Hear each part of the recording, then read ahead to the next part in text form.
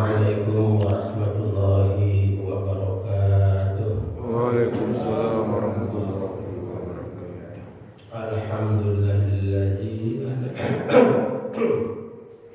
Alhamdulillahilladzi an'ama 'alaina bi ni'matil iman wal islam. Asyhadu an la ilaha illallah wa asyhadu anna Muhammadan abduhu wa rasuluh. Allahumma sholli ala sayyidina Muhammad wa ala ali sayyidina Muhammad amma ba'du. Bapakku, saudaraku, jamaah salat subuh yang dirahmati Allah. Pertama-tama kita bersyukur pada Allah pada pagi hari ini kita diberi kesehatan yang luar biasa, sehat jasmani, sehat rohani, sehingga kita dimudahkan oleh Allah untuk datang ke masjid ini dalam rangka menunaikan sholat subuh berjamaah. Dan insya Allah ini akan menjadi tentunya bekal kita kalau kita sudah kembali insya Allah Subhanahu wa Ta'ala. Amin ya Allah ya Rabbal Alamin.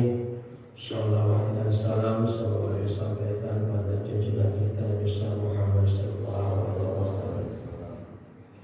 Memang mungkin di sini saya ingin menegaskan lagi masalah syukur ini luar biasa, memerintahkan kepada kita bersyukur dan bersyukur kepada Allah. Kadang-kadang kita lupa, lalai atas nikmat yang Allah berikan kepada kita semua. Padahal tak terhingga Allah memberikan nikmat yang luar biasa. Maka oleh karena itu terus kita harus bermuhasabah tentang diri kita, apa yang telah Allah berikan kepada kita dan apa yang telah kita lakukan. Kewajiban itu tentunya kita kepada Allah Subhanahu wa Ta'ala. Luar biasa nikmat itu. Kadang-kadang kita lupa, tidak paham, tidak mengerti ya. Sementara kita punya persepsi nikmat itu hanya sebatas duit, nikmat itu hanya sebatas harta, nikmat itu sebatas kedudukan, nikmat itu sebatas jabatan. Padahal yang tak terhingga dan dalam diri kita setiap saat luar biasa, nikmat yang tidak bisa diukur dengan kekuasaan, dengan harta, dengan duit. Itu nikmat sehat, nikmat kita dijadikan oleh Allah untuk menjadi orang yang beriman kepada Allah. Ini yang perlu kita sadari, kita syukuri. Pernah kita membayangkan bagaimana kalau kita tidak dijadikan orang yang beriman kepada Allah oleh Allah, dan kita sudah di luar di luar Islam, di luar keimanan kita. Maka oleh karena itu terus disyukuri nikmat iman ini dengan ketaatan dan ketakwaan kepada Allah Subhanahu wa Ta'ala. Terima kasih ya Allah, Kau jadikan hamba menjadi orang yang beriman. Karena tidak mudah untuk menjadi orang beriman. Kita harus betul bersyukur. Tidak semua orang menjadi orang yang beriman kepada Allah. Setelah ada di dalam diri kita, tentu iman harus dibimbing oleh kita. Iman harus dijaga oleh kita. Karena kata Rasul, al-iman yajid wa yanqus. Kadang-kadang nambah, kadang-kadang berkurang, tergantung bagaimana cara kita menjaga iman. Dengan iman akan lahir kesadaran dalam diri kita untuk takwa kepada Allah, untuk mensyukuri nikmat itulah. Kita diberi hari ini bisa melihat oleh Allah, syukuri nikmat melihat. Mumpung masih bisa melihat pagi hari ini, kita diberi pendengaran pagi hari ini oleh Allah, syukuri pendengaran kita ini. Mumpung masih diberi mahal ini, luar biasa mahal, bisa mendengar, bisa melihat dan melihat. Kenapa? Kita bisa merasakan itu mahal ketika nikmat itu dicabut oleh Allah, atau ketika nikmat diambil oleh Allah. Coba bayangkan kalau pagi-pagi kita tidak bisa mendengar, tidak bisa melihat, tidak bisa bergerak, pasti paling teriak-teriak baru menyebut-nyebut nama Allah, ya Allah, ya Allah, ya Allah. Jangan sampai kita ketika ingat kepada Allah, nikmat sudah diambil atau sudah dicabut oleh Allah Subhanahu wa Ta'ala. Syukur. Makanya sebaik-baik bersyukur, Allah kita sujud ruku kepada Allah. Inna a'tainakal kautsar fasholli li rabbika wanhar. Kami berikan nikmat yang luar biasa kepada Allah. Al-Kautsar itu tak terhingga.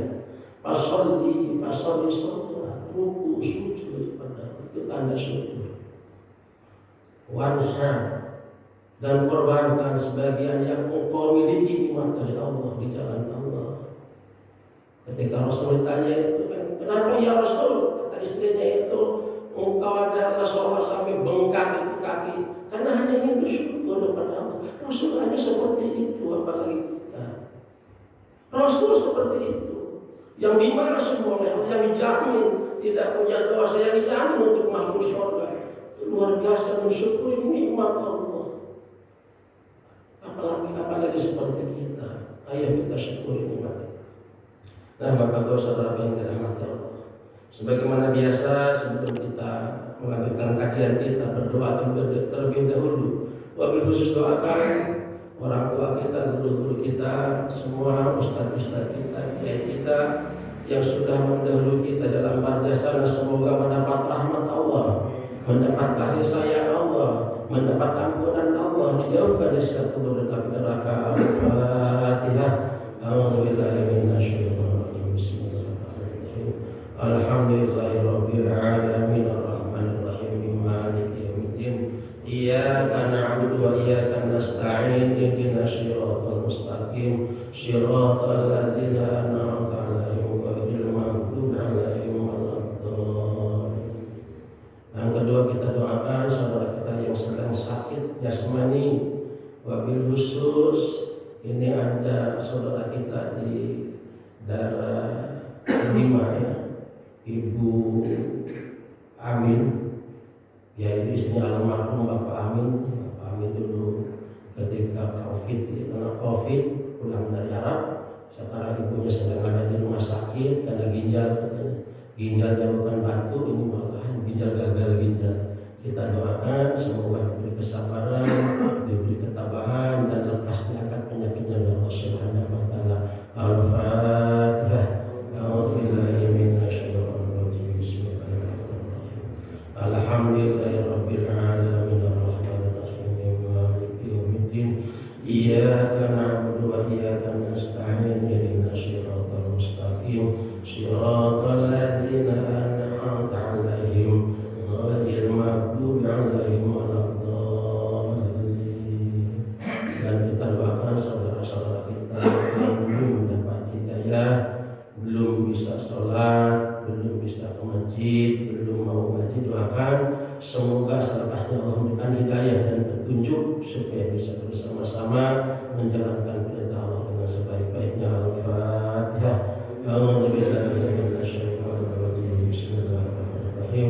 Alhamdulillahirabbil alamin arrahmanir rahim maliki yaumiddin.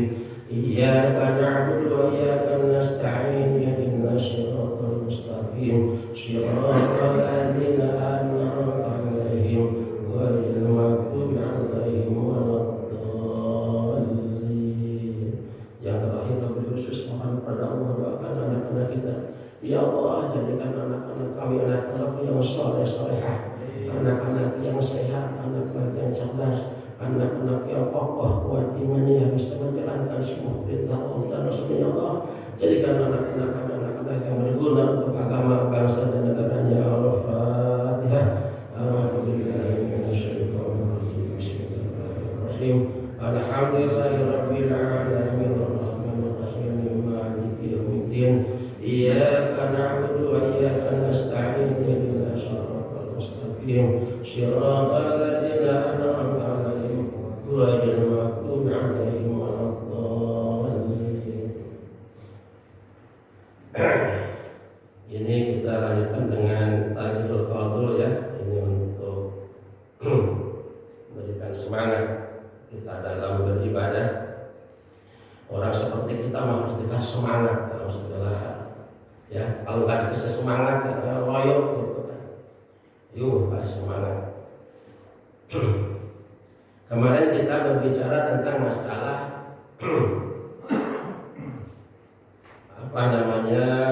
keutamaan sholat fardu Dan sekarang keutamaan sholat sunnah.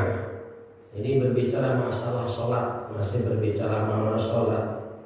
Nah, Bapakku, saudaraku, di sini saya ingin menegaskan kembali bahwa landasan ibadah itu semuanya adalah ikhlas.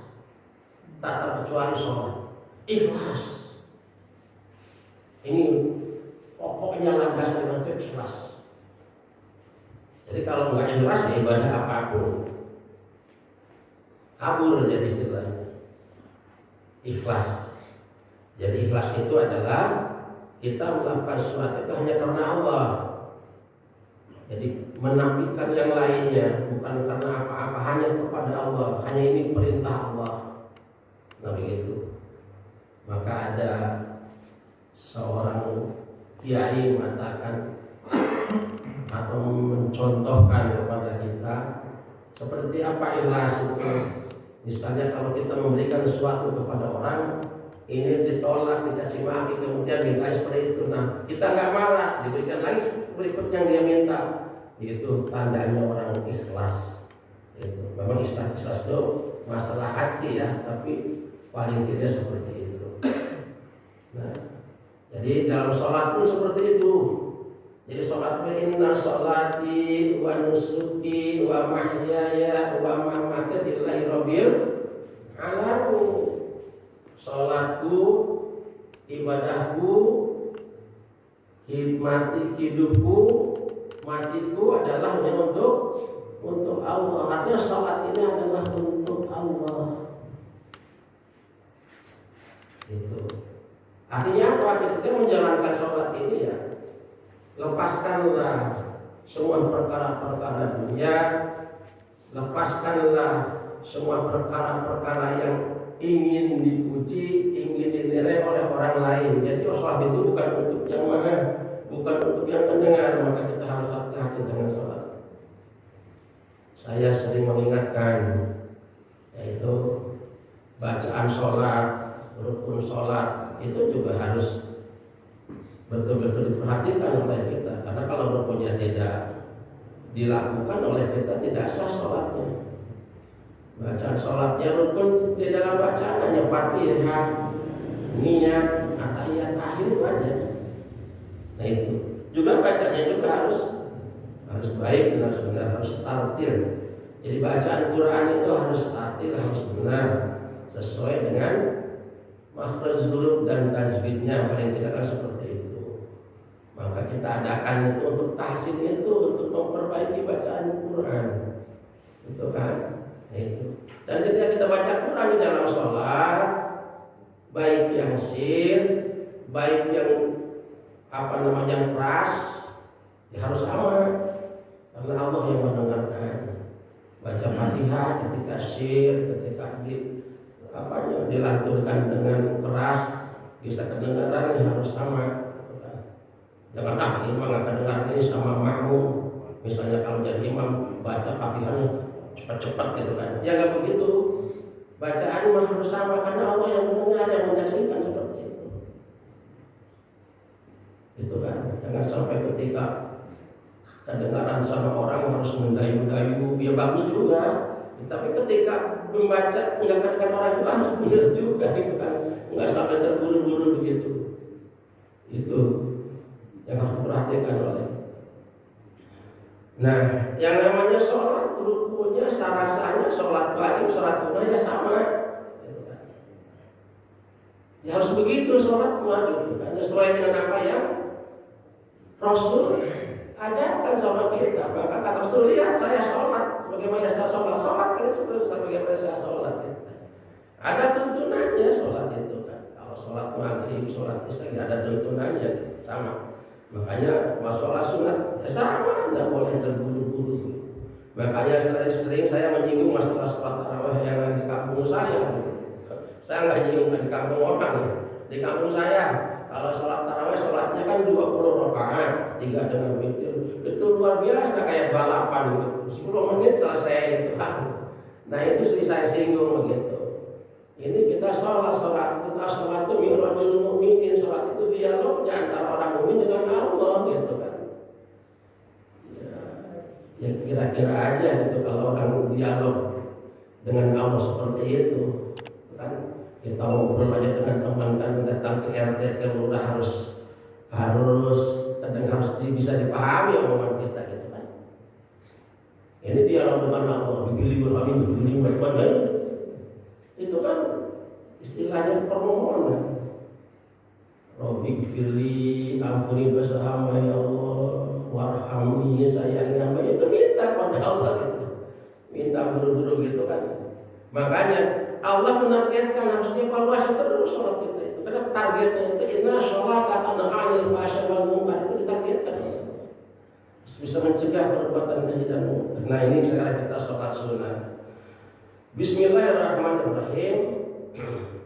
Ini ada hadis yang diriwayatkan oleh Imam Ahmad, Imam Muslim, Abu Dawud, Nasai, Ibnu Majah dari Ummi Habibah. Man shalla fil yaumi wa lailati sanata asyrata rak'atan tatawwu'an banallahu lahu baitan fil jannah. Jadi siapa orang siapa orang yang sholat di waktu sehari semalam, maksudnya fil yaumi wa lailati di pagi, di siang hari dan di malam hari, 12 rakaat senata syaratan itu rakaatan tatawu'an banallahu, yaitu tatawu'an itu sholatnya sholat sunnah. Siapa orang yang sholat sunnah di waktu siang dan malam itu 12 rakaat, banallahu, Allah akan dirikan atau akan bangunkan untuk orang itu baitan, rumah fil jannati, di surga. Luar biasa. Itu adalah kita tuh harus begituin itu supaya semangat ibadah kita kadang-kadang. Jadi sholat sunnah, ya sholat sunnah itu kan yang pertama dalam sholat sholat sunnah rawatib. Masih ingat pas sholat rawatib? Sholat sunnah yang bisa mengikuti sholat fardu, itu qabliyah dan ba'diyah. Nah ini. Yang 12 rakaat itu ada yang menjelaskan qabliyah subuh 2 rakaat. Itu 12 qabliyah subuh itu ada sholat fajar. Itu sholat fajar itu sangat penting. Jadi kata Rasul ya, walaupun misalnya kita disuruh harus kita akan saking pentingnya, saking baik sholat fajar ini 2 rakaat sebelum subuh. Dan ada ulama yang mengatakan ditambah lagi dengan sholat qabliyahnya, jadi 4 rakaat sebelum subuh. Kemudian zuhur 4 rakaat sebelum zuhur, 2 rakaat setelah zuhur, dan ada juga mengatakan ulama 4 rakaat sebelum dan 4 rakaat sesudah zuhur. Ya, paling tidak melaksanakanlah walaupun 2 rakaat itu kan, itu ukuran maksimal utama gitu kan. Dan 2 rakaat sebelum asar, ada yang mengatakan 4 rakaat sebelum asar. Itu ada, kemudian 4 rakaat setelah maghrib, ada yang mengatakan 2 rakaat setelah maghrib. Kalau qabliyah maghribnya itu tidak ada qabliyah maghrib itu. Ya, ada orang sholat sunnah kalau sebelum maghrib itu sholat sunnah tahiyatul masjid. Memang kalau masih ada waktunya, kalau nggak ada waktu langsung aja kita sholat maghrib begitu. Nah ini yang perlu diperhatikan oleh kita. Kemudian sholat 4 rakaat setelah isya atau 2 rakaat setelah isya dan 2 rakaat sebelum isya. Nah, kalau sebelum isya ini nafilah biasa, kalau setelahnya termasuk yang dikuatkan sunnahnya. Nah, ini harus perhatikan. Kita bisa menjaga itu. Dan di luar itu ada sholat tadi, sholat sunat yang harus dijaga oleh kita. Satu, sholat sunat fajar harus dijaga oleh kita. Ya itu tentunya kalau pakai sholat sunat fajar kita bangunnya harus sebelum subuh gitu kan. Kalau orang setelahnya bangun jam 5:30 ya bagaimana sholat fajar gitu kan. Fajarnya udah kemana tahu gitu kan. Ya itu. Ya itu. Kemudian sholat sunat tahajud. Ini satu-satunya sholat sunat yang tertulis di dalam Al-Quran itu tahajud. Wa minal laili fatahajjad bihi kan. Nabilah asaya rabbuka maqama Mahmudah. Sholat tahajud itu. Sholat yang Rasul itu.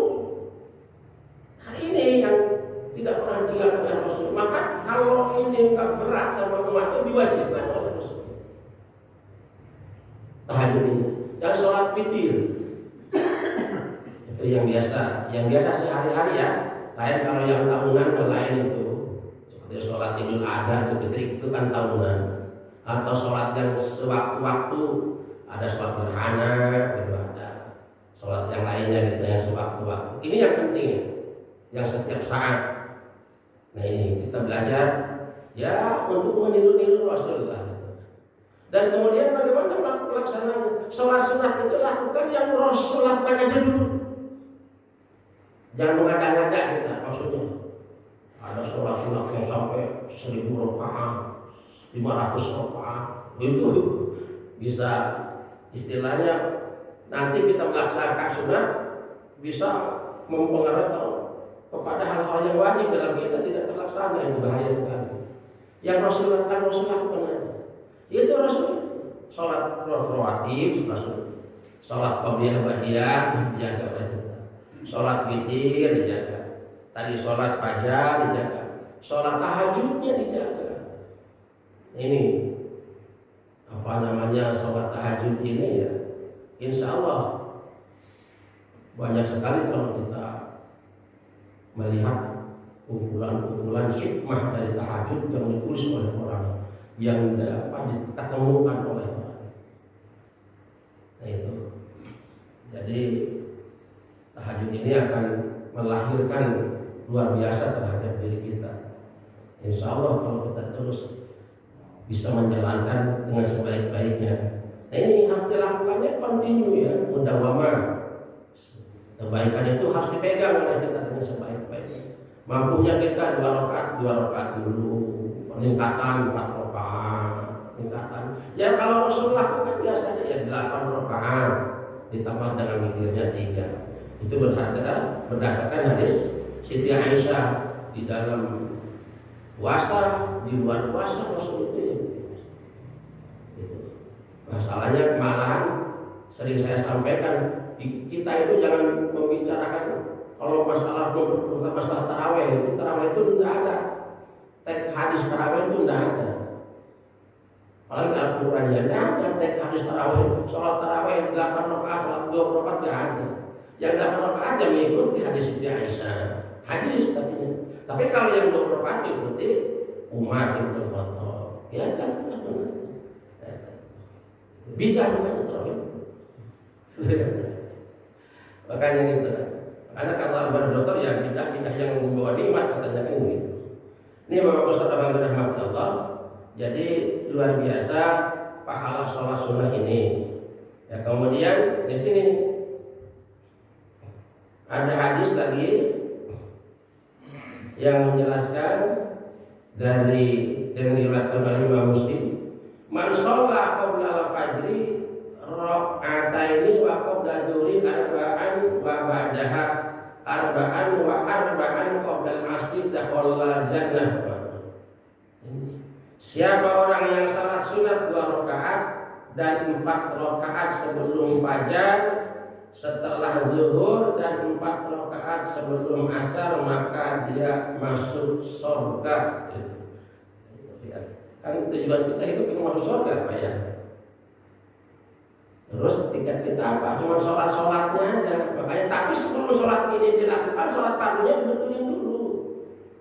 Karena sholat fardu ini nantinya akan membawa semua sholat-sholat yang lain. Ya sholat fardunya diperbaiki oleh kita. Ya. Sholat fardu ini untuk bapak-bapak kita ini harus berjamaah di masjid. Harus berjamaah di masjid Pak ya. Rasul tidak pernah meninggalkan sholat berjamaah di masjid. Itu. Jadi memelihara sholat fardu itu kalau ingin ini harus berjamaah di masjid. Ya. Ini adalah boleh dikatakan keutamaan ibadah sholat sunnah.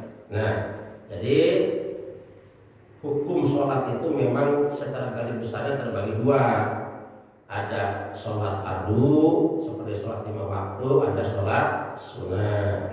Nah, fardu juga terbagi dua, ada fardu kifayah, ada fardu ain. Fardu kifayah seperti sholat jenazah wajib, tapi bisa diwakili oleh sebagian orang. Misalnya di villa Pamulang ada orang meninggal, nggak ada nyolatin, itu dosa villa Pamulang. Tapi ada nyolatin satu orang aja udah tertutupi dosanya. Begitu. Itu ibadah yang disebut fardu kifayah. Fardu ain itu seperti ini, seperti sholat 5 waktu. Fardu ain artinya diwajibkan per individu kita untuk melakukan. Kita kalau yang namanya fardu kan wajib, harus, istilahnya pemaksaan, kalau kata bahasa kasarnya dipaksa kita fardu oleh Allah. Kenapa? Karena penting untuk kita.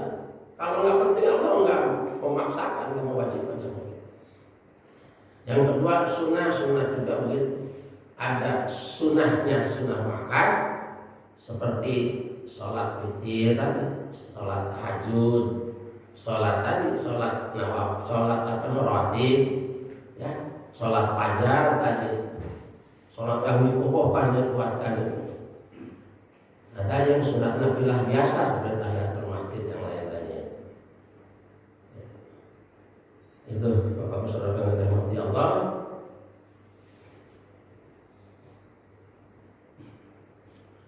Kemudian sholat sunat ini ya memang kalau Rasul melaksanakan sholat itu ya di tempatnya, karena kita makan jauh rumahnya dengan masjid. Kecuali mungkin kalau saya dekat dengan masjid bisa sholatnya di rumah, sholat sunatnya. Kadang-kadang ya kita takut ketinggalan juga dengan takbir kan. Itu. Tapi ya nggak apa-apa kalau untuk kita di masjid. Makanya, tapi jangan ada ulama mengatakan supaya dipisahkan katanya tempatnya kalau sholat sunat dengan sholat fardu. Itu alasan tadi kalau Rasul sholatnya kan di rumahnya, tempatnya sholat fardu di masjid. Jadi maksudnya gini, ketika kita sholat sunat tempatnya itu dibedakan dengan ketika melaksanakan sholat fardu. Makanya disunahkan ketika kita ba'diyah sholat geser sedikit. Nah itu, ya. Jadi alasannya itu karena Rasulullah itu sholatnya selalu di. Dan kemudian kalau sholat sunat yang lain ini yang lebih baik hanya yang dirahasiakan. Sholat itu, sholat tahajud itu lebih baik di rumah dalam keadaan seni, dalam keadaan sepi, gelap, gitu kan. Di sini ada keterangan hadis yang diriwayatkan oleh Ibnu As-Sakir dari Jabir radhiyallahu anhu, "Man shalla raka'ataini fi hala illa yarahu illa Allah wal malaikatu kutiba lahu bara'atun minan nar." Barang siapa yang sholat 2 rakaat di tempat yang sepi, hanya Allah dan para malaikat yang mengetahuinya maksudnya gitu, maka baginya ditulis gitu dalam oleh malaikat itu ditulis dalam kebebasan dari api neraka, akan termasuk orang-orang yang dibebaskan dari api neraka. Itu kan. Jadi memang ada perbedaan kalau kita rasakan ketika sholat sendiri, ini di rumah sholat tahajud. Itu yang harus dimulai oleh kita adalah sholat tahajud di tengah malam. Yaitu insya Allah tahajud itu akan memberikan dampak kepada kehidupan kita sehari-hari. Akan memberikan dampak pada perilaku kita, pada akhlak kita. Tahajud itu insya Allah kalau dilakukan dengan sebaik-baiknya, yaitu dilakukan setelah kita tidur, kemudian kita mengambil air wudhu, kemudian difokuskan. Nah itu akan memberikan dampak. Kita akan dapat dirasakan oleh kita, tapi harus continue, jangan hanya sekali-kali saja. Banyak kalau Bapak semuanya ingin tahu itu buku-buku yang menulis tentang hikmah atau pengalaman tahajud. Nah mungkin itu aja sebagai pengantar. Kita lanjut kepada kajian kita, itu adalah Al-Quran.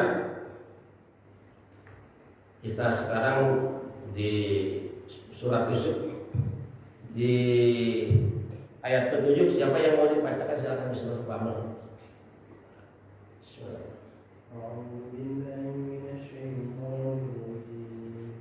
Bismillahirrahmanirrahim.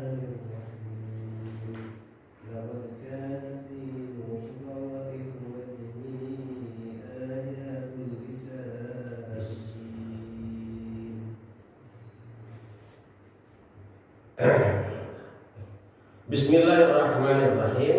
Kita akan berbicara atau akan di sini membicarakan tentang masalah kisah Nabi Yusuf ya. Jadi kemarin di ayat yang awal ini merupakan kisah yang sangat luar biasa. Kemudian Allah di ayat ke-7 ini menjelaskan laqad kana fi Yusufa wa ikhwatihi ayatul lis-sa'ilin. Jadi sungguh di dalam kisah Nabi Yusuf dan saudara-saudaranya ini ada ya semacam tanda-tanda kebesaran Allah bagi orang-orang yang akan bertanya. Apa tanda-tanda kebesaran Allah dalam kisah Nabi Yusuf dan saudara-saudaranya itu? Tanda-tanda kebesaran Allah, proses bagaimana Nabi Yusuf dari semenjak lahir mungkin sampai kepada menjadi rasul di Mesir itu. Jadi dari awal ketika Nabi Yakub nikah, pengennya sama Rahel, dinikahkan sama Leah, itu kan logikanya kalau enggak nikah sama Rahel, Nabi Yusuf kan tidak ada. Kemudian sampai dia itu berani berkorban lagi 7 tahun, ada yang mengatakan 10 tahun untuk mas kawinnya, ya, menggembala kambing lagi, kan? Ya, Nabi Yakub itu di Laban pamannya, akhirnya baru bisa nikah dengan Rahel. Nah ini. Jadi setelah nikah dengan Rahel punya anak 2. Satu Yusuf, Yakub punya 2, yang keduanya adalah Benyamin. Tapi usianya Rahel ini tidak panjang. Ketika punya anak 2 masih kecil itu adalah Rahelnya meninggal dunia. Itu secara logikanya mungkin untuk bisa mengantarkan kita kenapa Nabi Yakub sayang sama Yusuf, sayang sama Benyamin, lebih menyayangi orang ini berdua daripada saudara-saudaranya ini yang 10 yang lahir dari Ailan dan dari budak-budaknya itu. Itu logikanya karena Yusuf ketika tinggal itu masih kecil, Benyamin masih kecil, dia perlu bimbingan pada waktu itu. Tidak mungkin ini akan diantarkan ke Aila pada waktu itu, soalnya Aila anaknya banyak. Nah itu, ya logika yang bisa, ya rasionalnya maksudnya itu, rasionalnya begitu. Dan kemudian Yakub ini adalah seorang rasul yang mendapat bimbingan dari Allah. Dia sudah paham, sudah ngerti kepada tanda-tanda yang ada di dalam Yusuf itu. Dalam Yusuf itu ada tanda-tanda kerasulan Nabi itu, sudah paham dia seorang rasul. Apalagi nanti setelah Nabi Yusuf itu mengungkapkan mimpinya, ya, mimpinya ketika Nabi Yusuf itu mengungkapkan mimpinya kepada ayahnya, melihat ada 11 bintang, matahari, bulan adalah sujud kepadanya. Nah itu. Nah ini dari situ Nabi Yakub melihat bahwa ini anak ini akan menjadi penerus, akan menjadi rasul. Ada mufasir yang mengatakan 11 bintang itu adalah saudaranya, matahari bapaknya, adalah bulan adalah ibunya. Gitu. Tapi yang jelas ini menandakan yang ditangkap oleh Nabi Yakub ini, anak itu akan menjadi penerus, akan menjadi rasul. Nah itu, ya, ini merupakan suatu, makanya di dalam kisah Yusuf ini ada kebesaran Allah dilihat ya, prosesnya. Nah baru Allah menjelaskan berikutnya tentang peristiwa itu, baru akan kelihatan kebesaran Allah itu. Itu qalu la Yusuf wa akhuhu ahabbu ila abina mina wa nahnu usbatu inna abana lafi dhalalin mubin. Jadi sini udah melihat kita, ya, ini akan awal dari Bani Israel yang saya katakan kemarin itu. Ini Bani Israel ini anak-anak Yakub ini Bani Israel. Karena Israel itu bukan nama negara. Israel itu bukan nama agama. Israel itu nama orang. Yakub itu namanya Israel, dinamakan oleh malaikat. Ada satu riwayat itu ketika ketemu dengan malaikat, kamu itu sudah Israel namanya, bukan Yakub. Kenapa? Yakub itu dikasih nama Yakub, kemarin saya jelaskan, karena dia kembar, kan? Dengan Esau kembar, Yakub itu keluarnya belakangan, nyusul, itu namanya Yakub. Kamu dengan malaikat disebut Israel, orang hamba Allah, orang taat kepada Allah. Nah itu. Isra itu adalah hamba, Ir itu adalah Tuhan, sama dengan Abdullah kalau di dalam Arab itu. Nah, itu. Tapi sekarang orang jadi negatif. Siapa? Ya itu orang-orang Yahudi. Orang Yahudi itu lain kan. Cuman ya dari agama Yahudi itu lain, jadi maksudnya ini ada juga di sini bisa dari keturunan Yakub itu juga yang dari sini sudah bisa melihat nanti kita bagaimana yang 12 orang anak Yakub itu kan? Jadi wah itu kalau ketika saudara-saudaranya itu yang 11 itu, yang 10 maksudnya berkata di antara mereka wa'ahu kepada saudaranya ahabu ilan, jadi kok kenapa bapak kita itu lebih menyukai Yusuf dan Benyamin daripada kita? Wa nahnu usmatun, padahal kita itu keluarga yang kuat. Berkata, kalau kata keluarga yang hebat itu, kenapa dia lebih menyukai Yusuf dan menyukai kita? Itu aja, mungkin salah persepsi aja mereka. Tadi dia malah mengatakan inna abana lafi dolalim mungkin. Ya kalau begitu bapak kita itu ya nggak benar, sesat kalau bahasa kita, bahasa kasarnya itu kan salah. Nah sekarang ya begitu Rasul itu tadi itu. Jadi dia itu lebih fokus kepada Yusuf saat ada dua alasan tadi. Alasannya pertama, Yakub sudah mengetahui ini Yusuf ini adalah akan menjadi Rasul, dan yang kedua rasionalnya memang ditinggalkan oleh ibunya itu masih kecil. Kalau yang lainnya udah dewasa. Jadi pantaslah kalau ini. Tapi ada hati, gitu kan. Anak Rasul itu kan nggak menjamin ya. Tapi itu anak-anaknya ada yang sampai meninggal saut-saut seluruh ini kan. Nah ini. Ya. Jadi Iktulu Yusuf mereka itu jauh bergabung yang 10 itu membicarakan tentang masalah kecintaan orang tuanya kok berlebihan kepada Yusuf. Bagaimana caranya? Ada yang mengusulkan Iktulu Yusuf Alutrahu Argon. Jadi itu bagaimana Yusuf itu kalau kita bunuh atau kita buang Argon ke bumi yang lain, ke tempat yang lain. Nah, lakum wajuan itu supaya fokus bapak kamu itu adalah gitu kan, mencintai kepada kalian. Watakunu mimbadi paman solinan. Nanti setelah kita buang katanya, setelah kita bunuh, lalu kita bertobat lagi kepada Allah. Gitu kata. Pada jadi watakunu mimbadi paman solih itu begitu. Jadi nanti setelah kita melakukan semua itu kejahatan itu ya kita menjadi orang yang soleh lagi, menjadi bertobat lagi lah kepada Allah.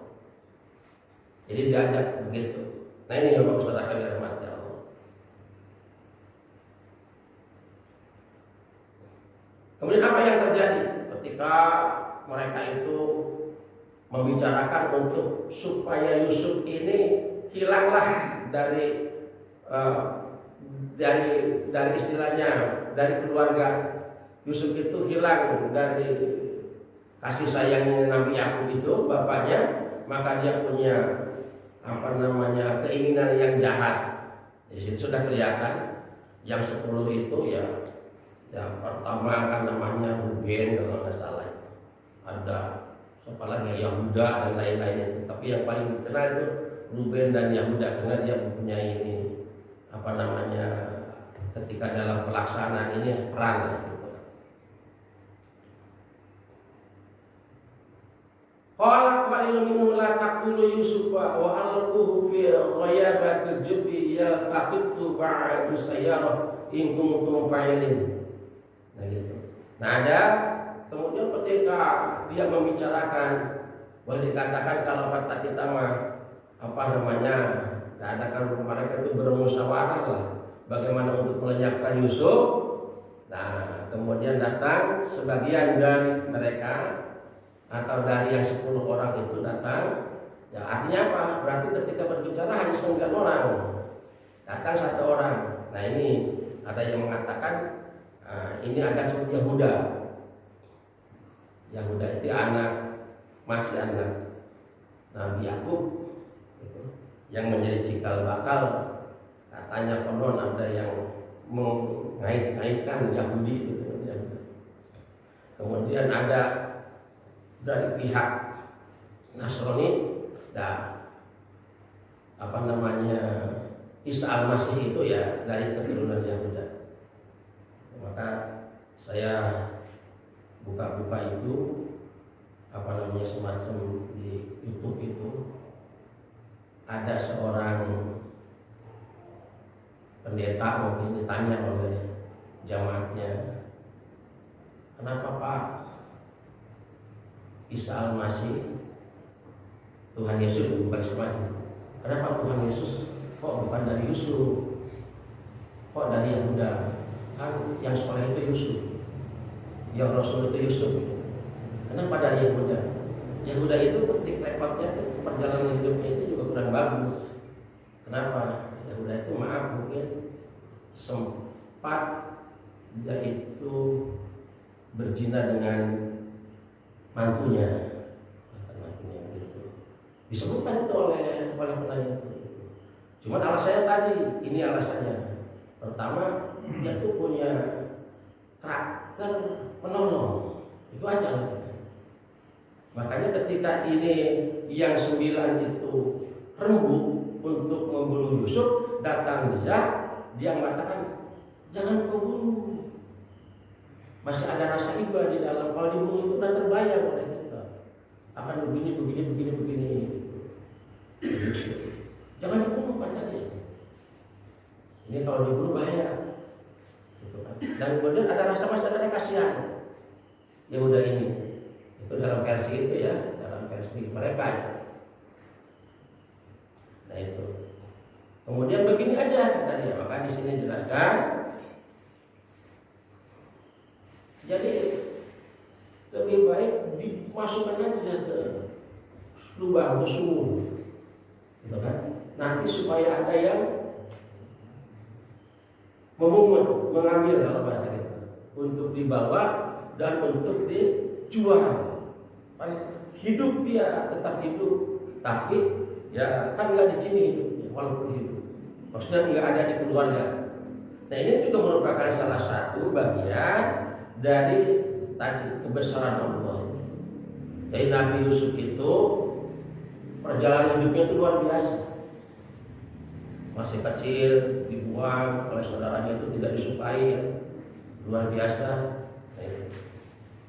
Tidak disukai oleh saudara-saudaranya, dibuang dimasukkan ke dalam sumur itu. Jadi kesimpulan, jadi diantaranya pendeta itu menjawab karena Yahuda itu adalah diantaranya penolong, jadi menolong Yusuf. Tapi kan logika kita menolongnya bukan menolong untuk langsung diselamatkan gitu ya, hanya sekadar memperingan penderitaan aja. Kemudian Yusuf singkat ceritanya diketemukan oleh seorang pedagang yang dari Mesir, yang pedagang mau ke Mesir. Itu kemudian diambil, kaget, ada anak laki-laki yang sangat ganteng, sangat cakep, usianya mungkin baru 12 tahun pada waktu itu. Jadi baru dewasa kalau kata kita ya, atau 11 tahun atau 12 tahun pada waktu itu. Ya setelah dia di Mesir, dijual dengan sangat murah kepada salah satu di antara diantaranya merupakan pejabat di kerajaan, pejabat di kerajaan Mesir. Nah, disitulah beberapa peristiwa yang menerpa Yusuf diuji oleh Allah. Kesabarannya setelah dia meningkat dewasa, punya skill yang bagus dalam pekerjaannya, ya. Kemudian dia punya wajah badan yang luar biasa. Diuji lagi oleh Allah. Setelah dia dewasa mungkin umur 17-18 tahun itu. Ujiannya luar biasa. Dia diminta oleh seorang wanita, istri dari yang memungutnya itu, yang mengambilnya itu, untuk berbuat mesum gitu. Di situ diuji. Padahal perempuan itu cantik luar biasa juga, gitu kan? Sehingga dengan kesabarannya, dengan ketaatannya dirinya kepada Allah, dengan rasa takutnya kepada Allah, dia bertahan. Sehingga marah si perempuan itu kan. Nah, marah-marah, akhirnya rusuk keluar ke pintu, dijambak dari belakang, sobeklah bajunya dari belakang. Nah udah, akhirnya teriak-teriak dia perempuan itu kepada suaminya bahwa dia akan diperkosa oleh Yusuf. Tapi ketika disidangkan, itu kan, ternyata yang benar Yusuf. Tapi untuk menutup kemaluan kerajaan, biasanya kalau penguasa begitu kan, menutupi untuk kemaluan penguasa itu, tetap Yusuf harus dipenjara pada waktu itu. Yusuf dipenjara, dari penjara itulah Yusuf terus berdakwah, mengajak untuk bertuhan kepada Allah. Dan Yusuf itu salah satu mujizatnya diberi takwil mimpi yang luar biasa. Di situ Allah Subhanahu wa taala berdakwah terus, dan kemudian ya dengan perkembangan skillnya itu, dia punya kecerdasan yang luar biasa selain dari itu. Jadi bisa menemukan hal-hal yang memang di luar kemampuan yang ada orang-orang pada waktu itu di kerajaan Mesir. Dalam suatu waktu kan mimpi seorang raja bahwa begini datang kepada Yusuf, ini bakal begini. Aslinya apa begini itu? Bakal kekeringan, bakal peceti, bakal ini. Nanti ditanya Yusuf bagaimana solusi Yusuf. Yusuf tidak bisa memberikan solusi. Yaitu yang diceritakan dengan dia membendung, membuat dam air supaya petani tetap bisa bercocok tanam, supaya bisa bisa mengatasi kemiskinan, kekeringan pada waktu itu yang ternyata sukses. Maka Yusuf diangkat untuk menjadi, ada yang mengatakan ya kalau sekarang Perdana Menteri, ada yang menjadi Menteri Keuangan gitu kan. Ya, yang jelas Yusuf sudah diangkat menjadi pejabat di pemerintahan itu. Dan cerita-ceritanya kan dalam lain kekeringan semua, sekitar sampai yang sekarang disebut Palestina itu tempat tadinya dia. Nah itu, maka datanglah saudara-saudaranya itu untuk mencari pertolongan. Sebetulnya saudara-saudaranya yang 10 itu, Benyamin pada tinggal itu, suruh datang ke Mesir. Kemudian Yusuf itu tahu itu saudaranya. Nah, kemudian saudaranya itu belum kenal. Kemudian sampai dia terus disambut dengan baik sehingga mereka tahu bahwa itu Yusuf. Kemudian kan disitulah orang-orang Bani Israel itu anak-anak Yakub ya dari Palestina adalah ke Mesir sementara, yang kemudian menjadi banyak di sana sampai Nabi Musa kan banyak. Kemudian Nabi Musa yang menolong Bani Israel di sana itu untuk kembali. Nah di situ dia berkembang, yang baik yang tidak baik yang berkembang di situ sampai semua Nabi Yusuf, Nabi Yakub juga semua yang 10 itu juga meninggalnya di Mesir. Dari situ pertama. Nah kemudian orang-orang Bani Israel itu dikembalikan oleh Nabi Musa. Nabi Musa itu ya Bani Israel, gitu kan? Karena lahir di Mesir, gitu kan? Nah itu. Dari situ, ya. Nah itulah di situ ada tanda-tanda kebesaran Allah. Nah, bagaimana dijadikan contoh oleh kita? Tadi itu hati seorang Rasul, itu seorang Rasul. Tidak ada yang punya hati dendam. Tidak ada yang merasa istilahnya untuk membalas gitu kan, ketika dia disakiti. Apa pembalasan dari justru kebaikan-kebaikan. Bapaknya Bunyamin pertama ditanya Bunyamin bagaimana, ayah bagaimana, harus dibawa ke masjid. Itu yang contoh oleh kita sebetulnya dalam kehidupan bernegara ya, atau dalam kehidupan kita berpolitik, dalam kehidupan kita bersosial seperti itu. Bahwa Islam itu dari awal mengajarkan adalah kebaikan dan kebaikan.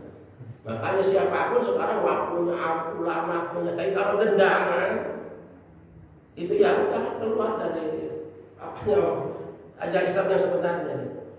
Kalau punya dendam, kalau punya istilah, punya ingin membalasnya itu yang namanya Islam begitu. Saya teringat kepada sejarah kita nasional. Dulu di kita itu waktu zaman Pak Karno sempat ada ulama yang dipenjarakan oleh Pak Karno karena dia tidak mau menerima nasatul nasionalis agama dan komunis disatukan. Penjara kan lama juga itu. Tapi ketika Pak Karno mau meninggal, dia sadar bahwa ulama itu benar. Baik, dia berwasiat pada keluarganya. Tolong kalau ayah ini meninggal, sholatkan imamnya dia. Siapa? Pak Hamka, Buya Hamka, imamnya dia. Itu luar biasa. Tuh, Pak Hamka itu malah senang, malahan bahagia mendapat tugas itu.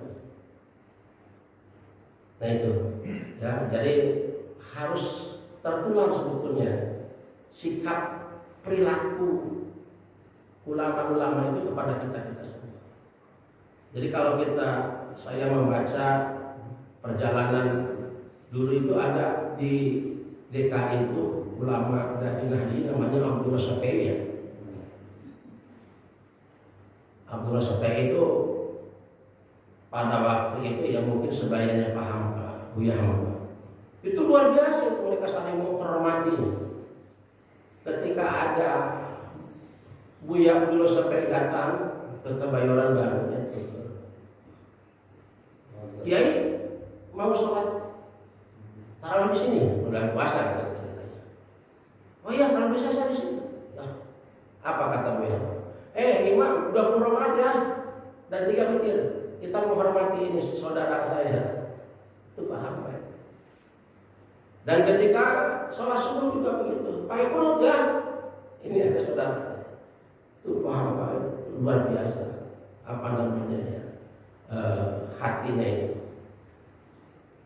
Nah ini barangkali harus menjadikan contoh oleh kita. Ini dicontohkan oleh Rasul.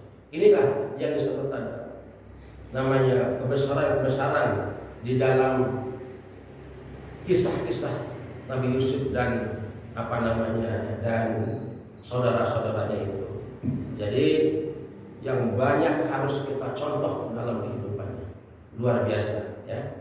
Jadi bagaimana kesabarannya, bagaimana dia ketabahannya, tetap dia terus walaupun di penjara aja dia berdakwah, menyampaikan tentang kebaikan kepada orang-orang yang ada dalam penjara dan biasa. Kemudian dikeluarkan ilmunya. Di situ banyak yang nanya, emang ya itu masalah untuk takwil mimpi itu yang dikasih ini oleh Allah Subhanahu wa taala. Oke, itu aja dulu Bapak sekalian. Mungkin kurang lebihnya mohon maaf. Rabbana atina fid dunya hasanah wa fil akhirati hasanah wa qina adzabannar. Wassalamualaikum